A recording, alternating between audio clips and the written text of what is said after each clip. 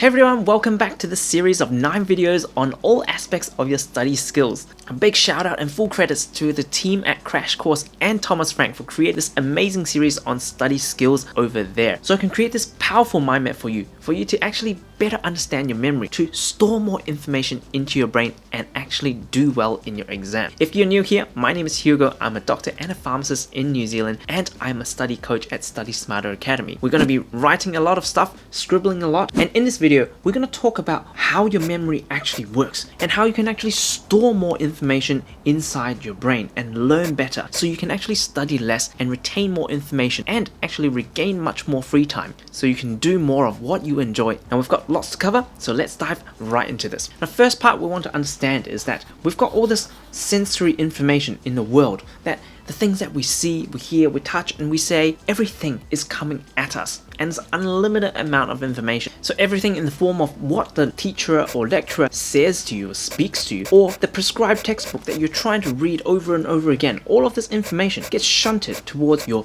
working memory, which research says that you have usually around 4 to maybe even up to 7 slots of working memory that you can use. And you have a really limited time frame, we're talking about maybe 15 to 30 seconds, for you to actually process this information before it gets lost into the ether and you forget it once and for all. In an ideal world, all of the sensory information would translate directly into our long-term memory and just get stored there, and you can recall it with ease accurately every single time. But unfortunately, we've got this working memory right in the middle, which is like a leaky sieve, and this is really what in chemistry and biology we talk about the rate limiting step. Now first of all, you're limited by the amount of memory slots that you have, maybe 1, 2, 3, 4, maybe you have a couple few more. So for example, if you were to process this information right here, so now for example, I want you to remember this information: AIC, CKF, and IBF. Now you might think to yourself, all of this doesn't make sense, I just need to recite to myself again and again and again, and I've probably forgotten it already. But what if I tell you to read it backwards now? And now you can break it down into FBI, KFC, and CIA. Now it probably makes a little bit more information. You can form images in your brain. Now you have successfully what we call chunked information. So this process of chunking actually uses less of your working memory. So in a sense, you can actually absorb more sensory information into your working memory. So that's talking about the first step, how you can actually process information better. So you have all the sensory information, what the teacher is saying to you, what you're reading in the textbook, to your working memory, how you can actually do that better. Then the next limiting step is really converting all of this information within 15 to 30 seconds, or however much time you have in your working memory, to actually transfer this into your long-term memory. And this is really limited by how efficiently you're able to store and encode information from your working memory to your long-term memory. Now think of your working memory as this librarian right here is trying to make sense of all of this information and trying to form what we call these neuronal circuits into your massive library in this brain right here. And you can actually see this circuit right here, and every time you try to understand information, maybe you try to explain it in your own words or draw a mind map, what we're doing right here, you're forming relationships, you're forming information that you have understood. Now with this new information, you're trying to relate it to something that you understand already, and this strengthens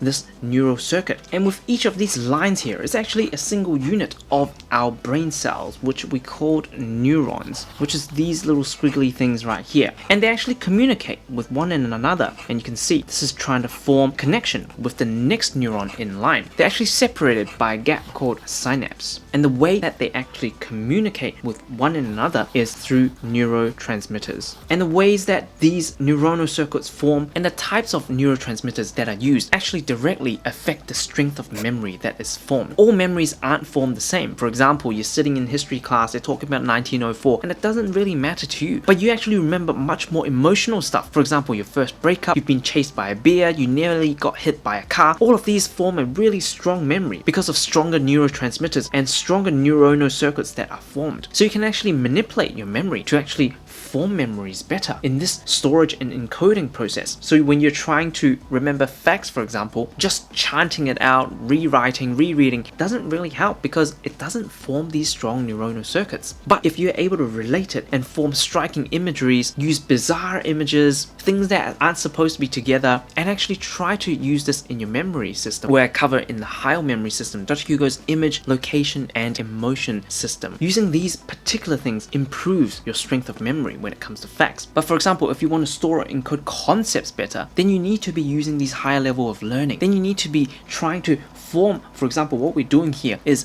a mind map, trying to make sure that we understand the relationship between things and trying to explain it in our own words, which I'm trying to do, which is teaching right now. All of these are very good ways of learning instead of just passively sitting there and listening, because that doesn't store or encode information well into our long-term memory. And so all of this relates to how well you're able to recall, and so all of this relates to then how much you're able to store in your long-term memory. Then it's the retrieval process, and we all know that from our evolutionary terms, our body and our mind is adapted to either use it or lose it. We are very energy efficient. To maintain these neuronal circuits and neurons, it takes a lot of energy, and consuming energy is the last thing we want to do when we're back in the caves and we're actually starving. So over time, this concept of entropy actually happens, which is the gradual decay of things, the actual disorder of things, which is pretty much like our rooms. If you don't go and organize it, things are tending to be going out of order. It takes a lot of energy to actually keep a room tidy. I'm sure you'll relate to that. And the same for our memory. It takes a lot of practice and continued recall to keep those neuronal circuits intact. Which brings us to this famous curve from Ebbinghaus, which is the forgetting curve, which is how much information that he's actually forgotten over time. For example, when he's able to remember 100%, after a day, he finds that he only remembers maybe 50 to 60%. But if you recall it again, then it takes him a few more days for him to forget to that level again. So over time, when we recall it just as we are about to forget it, then we're able to maximize strengthening of these circuits and our memory and what you're going to take into your exams. So that is why understanding all of that information, we've got the Leitner System, which is a lot of flashcard apps like Anki are based on right now. When you understand it, it will come up in maybe 15 to 30 minutes or an hour or however you set it. Then when you understand it, then it will be in a day, then in 5 days, in 7 days, and 14 days, and so on. And when you get it wrong, it will go back to box 1. So that's the Leitner System that a lot of these flashcard apps use, and that's why it's so efficient. But we also need to be very careful of what you're inputting, because if you're trying to rote learn, for example, what we talked about here, AIC, CFK, IBF, and it makes no sense to you, and you just try to continually put this on flashcards and recall this, you're going to end up with thousands and thousands of flashcards. That's going to take you such a long time to remember this information. But if you're able to efficiently use techniques like what we talked about, like chunking, how we're able to make sense of information, try to form diagrams like this, try to form mind maps like these, and try to apply principles that we've talked about, this is how you can strengthen your long-term memory and encode information much faster and much more efficiently. So I hope you have a better understanding of your memory. I know my handwriting isn't really the best, so I've created a typed up version for you so you can download this, share it with your friend if you find this helpful as well, so you can actually use this to your advantage when it comes to exams. Now I hope this video has been helpful for you. Please like and subscribe, and I look forward to seeing you in the next one.